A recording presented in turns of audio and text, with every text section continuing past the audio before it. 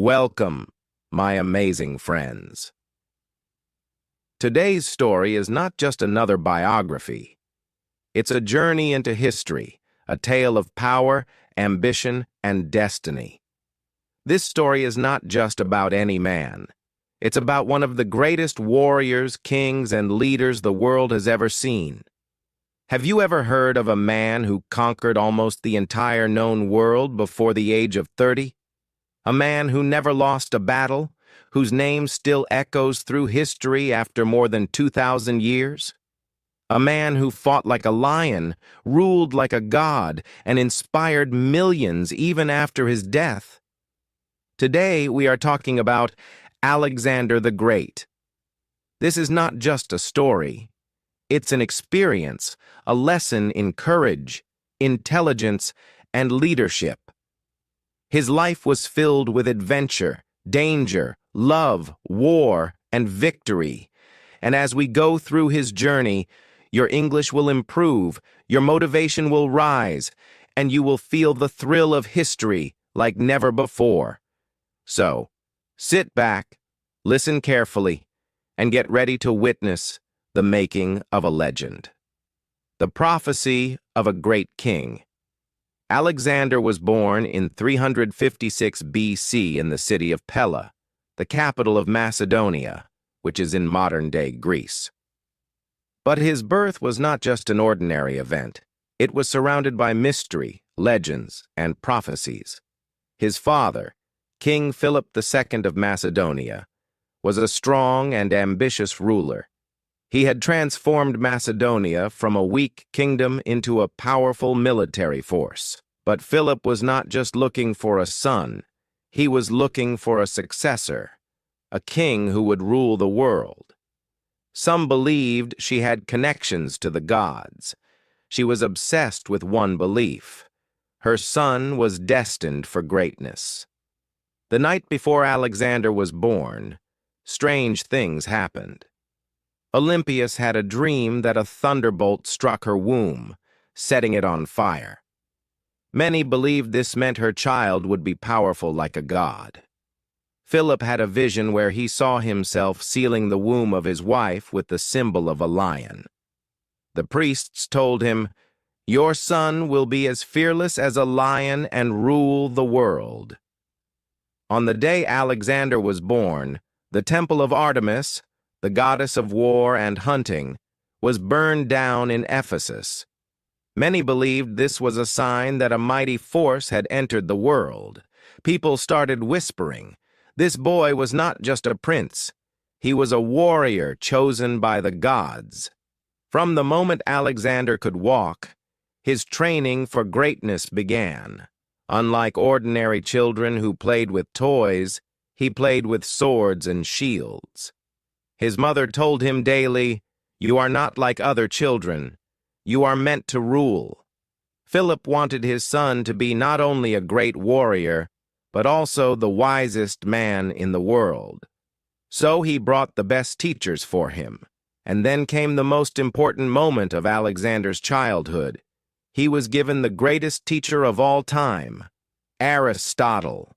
Aristotle was not just a teacher, he was a genius, a philosopher, a scientist, and one of the greatest thinkers in history. For 3 years, Aristotle taught Alexander everything: science, philosophy, politics, literature, and the art of war. He introduced him to the great heroes of history, like Achilles from the Trojan War. Alexander became obsessed with Achilles and saw him as his idol. He even carried a copy of Homer's Iliad, a book about Achilles, wherever he went. But Aristotle also taught him something even more important: the power of vision. He told Alexander, "A true king does not just rule a land, he rules hearts. A true leader does not just fight, he builds a new world." These words shaped Alexander's destiny. He did not just want to be a king, he wanted to be a god among men.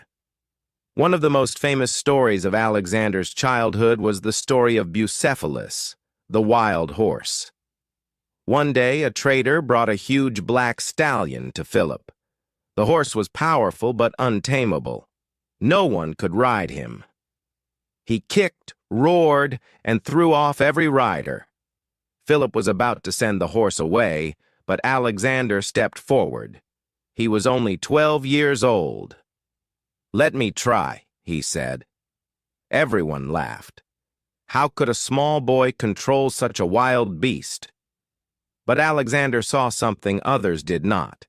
He noticed that the horse was scared of its own shadow.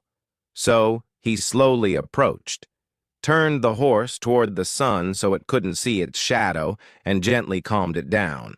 Then he jumped onto its back and rode it like a true warrior. The crowd went silent.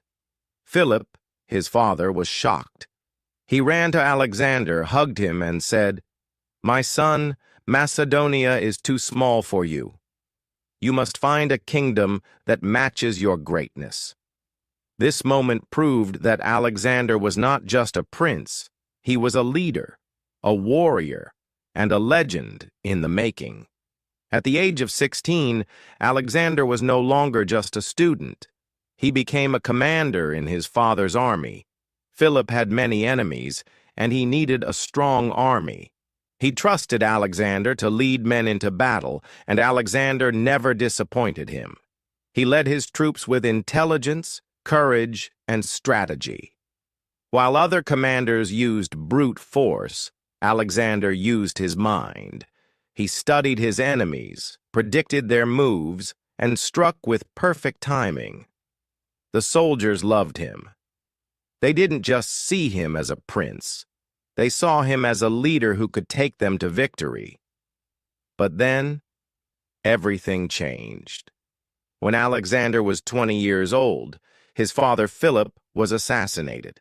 No one knew who did it, but some suspected it was Olympias, his own mother, who wanted Alexander to take the throne. Suddenly, Alexander was not just a prince, he was the king of Macedonia. And he had a choice: stay in Macedonia and rule a small kingdom, or take his army and conquer the world. What did he choose? The world. The moment Philip died, chaos erupted in Macedonia. Many powerful men thought that Alexander was too young to be king. They wanted to take the throne for themselves. Some of Philip's closest generals, nobles, and even nearby kingdoms saw this as their chance to attack Macedonia and destroy the royal family. But they didn't know who they were dealing with. Alexander was not an ordinary king. He didn't waste time mourning his father. Within days, he took control. He declared himself king of Macedonia and made it clear he would not tolerate rebellion. The first challenge came from his own people. Some nobles, including powerful generals, refused to accept him as king. Alexander acted fast. Before they could gather support, he hunted them down and executed them all. Even those who had served his father for years were not spared. He made one thing clear: betrayal would not be forgiven. But the biggest danger came from the city of Thebes. Thebes was one of the most powerful cities in Greece. After Philip's death, they saw an opportunity to break free from Macedonian rule. They gathered a huge army and declared war on Alexander. They thought the young king would be weak and scared. They were wrong. Before Thebes could attack, Alexander marched his army straight to their gates. When the people of Thebes saw his army, they laughed. They believed they could defeat him easily. But then, Alexander struck like lightning. With brilliant strategy and unstoppable force, his army broke through the city walls. Within hours, Thebes was burning. Alexander gave one final order: destroy everything. His soldiers killed thousands, burned their homes, and completely wiped out the city. Thebes, one of the greatest cities of Greece, was gone forever. The message was clear: if you stand against me, you will be erased from history.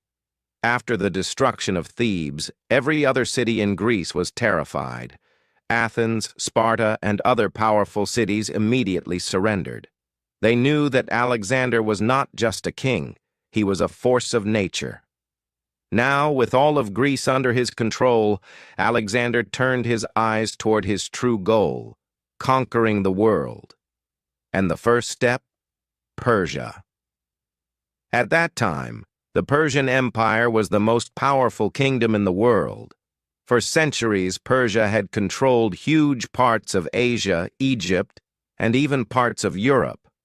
Their king, Darius III, ruled over millions of people, with an army so large that no one had ever dared to challenge him. But Alexander was not afraid.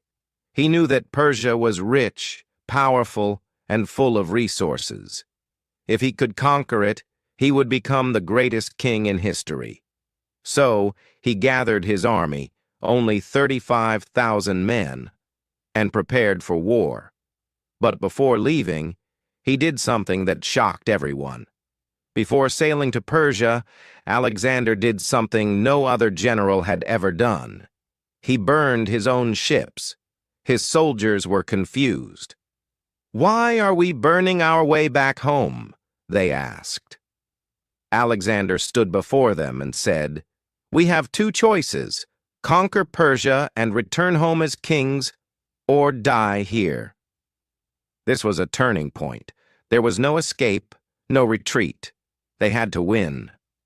With fire behind them and an empire ahead, Alexander and his army marched into Persia.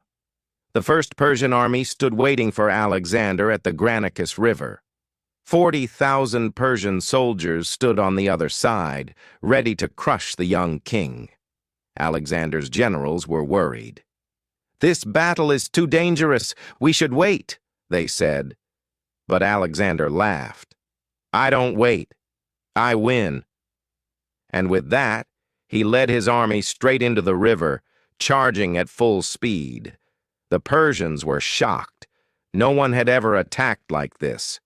The two armies clashed, and the battle was bloody, brutal, and fierce. Alexander fought like a demon. With every swing of his sword, Persian soldiers fell. His horse, Bucephalus, carried him like a storm through the enemy ranks. The Persian generals targeted Alexander, but he was too fast, too strong. By the end of the battle, Persia had lost 10,000 men. Alexander had lost barely 400. It was a complete victory. The march to the heart of Persia. After the Battle of Granicus, city after city surrendered. Alexander moved like fire through Persia, capturing one city after another. The news of his victory spread all the way to King Darius III. Darius was furious. "Who is this young fool who dares to challenge me?" he shouted. He gathered the largest army Persia had ever seen, more than 250,000 soldiers. This was the biggest challenge of Alexander's life, but he was not afraid. As he stood before his men, he said, "We are not just fighting for victory. We are fighting for history. We are fighting to become legends." Instead of chasing Darius immediately, Alexander turned south toward Egypt. Egypt was a rich and powerful land, but the people there were tired of Persian rule. They hated Darius III. So, when Alexander arrived, something surprising happened. There was no war. The Egyptians welcomed him as a hero. They believed he was sent by their gods to free them from Persian rule. In Memphis, the capital of Egypt, the priests crowned him Pharaoh, the ruler of Egypt. Alexander, always thinking ahead, visited the famous Oracle of Siwa, a mysterious temple in the desert. The priests there called him the son of Zeus, meaning he was chosen by the gods. This only made him more confident. He now believed he was destined to rule the world. Gaugamela, 331 BC. Now, it was time to end Persia forever. In 331 BC, Alexander marched east to find Darius III. They met at Gaugamela, a vast open battlefield. This was the most important battle of Alexander's life. Darius had over 250,000 soldiers, the biggest army Persia had ever seen. His soldiers stood in perfect lines, stretching far into the horizon. He had war elephants, chariots with spinning blades, and heavily armored Persian warriors.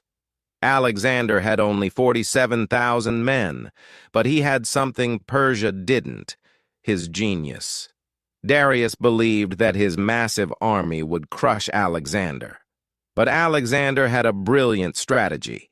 He tricked the Persians by moving his troops to the right, forcing Darius's army to break formation. In that moment of confusion, Alexander saw an opening. He charged straight at Darius himself. Darius, in fear, turned and ran away. The mighty Persian king, ruler of the greatest empire in the world, was running for his life. Without their king, the Persian army collapsed. Thousands of Persians were killed, and the rest surrendered. With this victory, Alexander became the ruler of the Persian Empire. Babylon, Susa, and Persepolis, Persia's richest cities, fell into his hands. In Persepolis, the grand capital of Persia, Alexander did something shocking. To send a message that Persia was gone forever, he burned the entire palace of the Persian kings. Flames rose high into the sky, and the once mighty empire was now nothing but ashes. After the glorious victory at the Battle of Gaugamela, Alexander stood at the peak of his power. Persia had fallen, and the young king from Macedonia was now the ruler of the greatest empire the world had ever seen. But his journey was not over. He wanted to expand his empire even further, to the very edges of the known world. However, power brings enemies, not just on the battlefield, but from within. Now we will uncover the conflicts, betrayals, and controversial decisions that shaped his final years. After losing at Gaugamela, Darius III, the Persian king, fled east, hoping to gather more troops and reclaim his throne. But he was abandoned by his own generals, who saw that Persia's defeat was inevitable. One of these generals, Bessus, decided to betray Darius. He captured him, tied him in chains, and left him to die in a deserted place. When Alexander finally found Darius, he was already dead. This was not the victory Alexander wanted. He had hoped to capture Darius alive and prove his superiority in battle. Instead, the Persian king had died a humiliating death. To honor his fallen enemy, Alexander gave Darius a royal burial and declared himself the new King of Kings of Persia. But claiming Persia was just the beginning, now he had to control it. Alexander was now the ruler of two very different worlds, Greece and Persia. His Greek and Macedonian soldiers saw Persians as enemies, but Alexander had a different vision. He wanted to unite East and West. To do this, he started adopting Persian customs, such as wearing Persian royal robes instead of Greek clothing, following Persian court traditions like proskynesis, where people bowed before the king, marrying a Persian princess, Roxana, to symbolize unity. His Greek soldiers hated these changes. They felt betrayed, believing their king was becoming more Persian than Macedonian. One of his closest friends and generals, Clitus the Black, openly criticized him, saying, "You have forgotten who you are. You are a Macedonian, not a Persian king." Alexander, drunk and enraged, grabbed a spear and killed Clitus with his own hands. The moment the anger faded, he was filled with regret. He had killed a man who once saved his life. This incident showed how much Alexander had changed. He was no longer just a warrior, but a man struggling with absolute power. As Alexander's empire grew larger, his paranoia grew stronger. One day, his men discovered a secret plot to assassinate him. Among the suspects was Philotas, the son of Parmenion, one of Alexander's most loyal generals. When confronted, Philotas denied the accusations, but Alexander did not trust him. He ordered Philotas to be tortured and executed. This was not enough. Parmenion, Philotas's father, was still a powerful general commanding Alexander's forces in Persia. Alexander feared that he might take revenge, so he made a cold decision. He ordered Parmenion's assassination as well. This shocked the army. Parmenion had been like a father to Alexander, yet he had him killed without proof of betrayal. This was the moment when Alexander's rule became absolute. He no longer tolerated any opposition, not even from his oldest and most trusted allies. Even after ruling the largest empire in history, Alexander was not satisfied. He wanted more. His next goal? India. In 326 BC, Alexander crossed into the Indian subcontinent, where he faced his toughest battle yet, the Battle of the Hydaspes River against King Porus. Porus's army was different from any enemy Alexander had faced before. They rode into battle on war elephants, massive creatures that terrified even Alexander's strongest warriors. But Alexander, as always, was a master strategist. Instead of facing the elephants head-on, he used speed and deception to outmaneuver Porus's army. After a long and brutal battle, he emerged victorious. But instead of killing Porus, Alexander was impressed by his bravery. When he asked Porus how he wanted to be treated, the Indian king replied with dignity, saying, "Like a king." Alexander, seeing a warrior as fierce as himself, not only spared Porus but made him an ally. This victory opened the gates to further conquest. But there was one problem.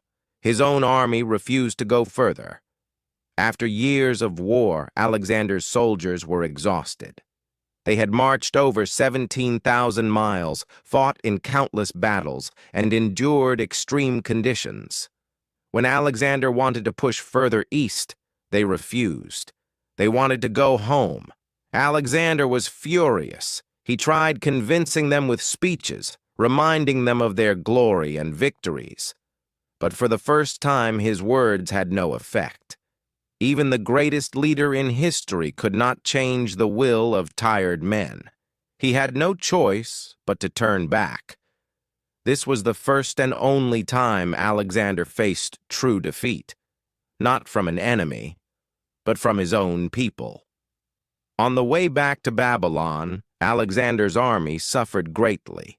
They crossed the harsh deserts of Persia, where thousands of soldiers died from thirst and starvation.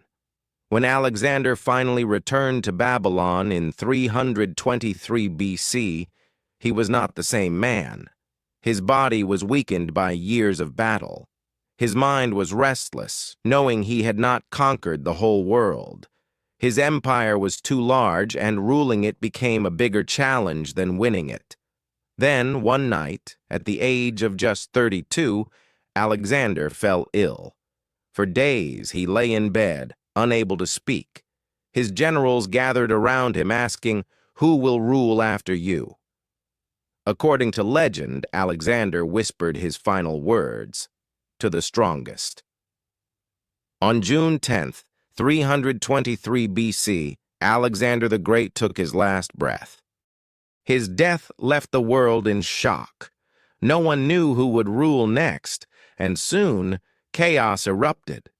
But even though Alexander was gone, his impact never faded. This created a massive power struggle among his top generals, known as the Diadochi, Greek for successors.